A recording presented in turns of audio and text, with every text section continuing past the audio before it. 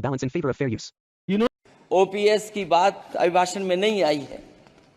Old pension scheme लागू। मेरी मांग भी है कि पुरानी पेंशन को भी अध्यक्ष बहाल किया जाए। जो कर्मचारी देश की सेवा में लगे हैं उनका भी सम्मान होना चाहिए। देश भर के कर्मचारी पुरानी पेंशन की जायज मांग कर रहे हैं।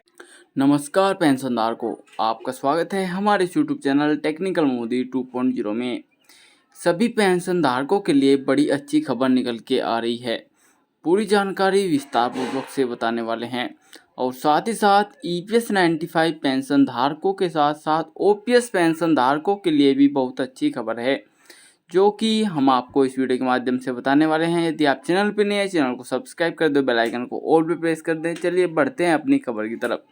सबसे पहले बात किया है तो ओपीएस पेंशन धारकों के लिए क्या खबर निकल के आ रही है। उत्तर प्रदेश के पूर्व मुख्यमंत्री अखिलेश यादव जी ने जो कि ओपीएस पेंशन धारकों की मांग उठाई है। जैसे कि आपको पता ही है कि संसदीय कार्य प्रणाली लगातार जारी है और सभी सांसद संसद में अपनी बातों का समर्थन करते हुए जो कि अपनी बातों को रख रहे हैं। साथ ही में कई बड़े और सांसदों ने भी इस मांग को रखा कि ओपीएस पेंशन धारकों की जो कि पेंशन को बढ़ा देनी चाहिए, जो कि हमारे देश की रक्षा कर रहे हैं और जो कि पुरानी पेंशन बहाली को लेकर अब उसको लेकर सरकार को सहज होना चाहिए और सरकार को उनकी बातों को मंजूर करना चाहिए। साथ ही में उनकी और बड़ी खास सुविधाएं भी उनको उपलब्ध कराई जानी चाहिए, जो कि अखिलेश यादव जी के साथ साथ ये मांग कई बड़े और सांसदों ने भी उठाई और ऐसी आशंका जताई जा रही है कि पेंशन धारकों के हित में ही फैसला आ सकता है। और जो कि आपको पता ही है कि आगामी बजट जल्द ही लागू होने वाला है, जिसमें कि पेंशन धारकों के लिए हर एक नया बजट पेश किया जाएगा, जिसमें कि पेंशन कितनी दी जाएगी, किस प्रकार से दी जाएगी, उसमें भी वह शामिल होगा। और आने वाले समय में यदि कोई बड़ा फैसला आता है तो ओपीएस पेंशन धारकों की जो कि पेंशन है वह जो कि आशंका जताई जा रही है वह 7,000 रुपये तक आपको देखने को मिल सकती है। और साथ ही में जो बात की जाए दोस्तों, ओपीएस पेंशन धारकों की जो पुराने पेंशन धारक हैं उसको लेकर सुप्रीम कोर्ट में भी याचिका दायर की गई है और उस याचिका के दौरान जो कि पेंशन धारक हैं, जो पुरानी पेंशन जो बंद की जा चुकी है और जो कि उनकी आय जो कि 2.5 लाख से कम है, अब उनको सीधा लाभ उसका मिल पाएगा। साथ ही में उनको जो कि आयुष्मान कार्ड के तहत और बड़ी खास सुविधाओं भी ले पाएंगे और आने वाले समय में ओपीएस पेंशन धारकों को और विस्तार पूर्वक से जो कि जानकारी दी जाएगी। अब बात करें तो ईपीएस 95 पेंशन धारकों की क्या कमांडर अशोक रावत जी ने किस प्रकार से लगातार कार्य जारी है और आने वाले समय में क्या बात उठाई जा रही है।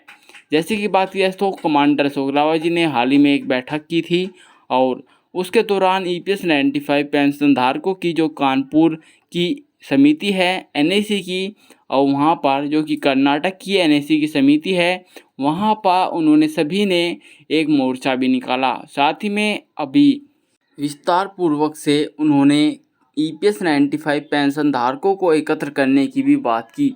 जैसे कि कमांडर अशोक रावत जी आपको पता है कि हाल ही में 31 तारीख को जो कि एक दिल्ली के जंतर मंतर पर आंदोलन होने वाला है, सभी ईपीएस 95 पेंशन धारकों को वहां पर एकत्र करने के लिए कमांडर अशोक रावत जी ने विशेष प्रकार की लगातार बैठक जारी कर रहे हैं और साथ ही में कई ईपीएस 95 पेंशन धारकों को जोड़ते हुए वह देश में सभी ईपीएस 95 पेंशन धारकों को जागरूकता अभियान के तहत जो कि यह बात बता रहे हैं कि यदि हम एकत्र होकर कार्य करते हैं तो ईपीएस 95 पेंशन धारकों की मांगों को जल्दी ही मंजूर कर लिया जाएगा।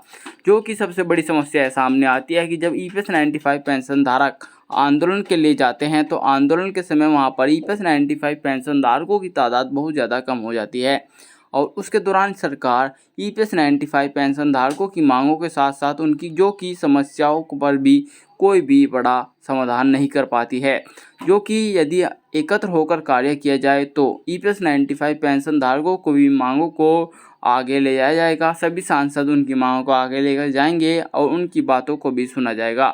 साथ ही में कमांडर अशोक रावत जी जो कि दिल्ली के जंतर मंतर पर आंदोलन करने वाले हैं, जो कि देश भर से सभी EPS 95 पेंशन धारकों के साथ साथ अदर EPS 95 पेंशन धारक जैसे कि अंडमान निकोबार से भी दिल्ली में जो कि जंतर मंतर पर उपस्थित देखने को मिल सकते हैं। जो कि कमांडर अशोक रावत जी द्वारा यह बात हाल ही में बताई गई है और आने वाले समय में विशेष प्रकार की सूचनाएं हम आपको इस चैनल के माध्यम से देते रहेंगे। यदि आप चैनल पे नए हैं तो चैनल को सब्सक्राइब कर सकते हैं और बेल आइकन को ऑल पे प्रेस कर सकते हैं। चलिए मैं मिलता हूँ एक और नई ऐसी बड़ी ताज़ी खबर के साथ, तब तक के लिए जय हिंद, जय भारत।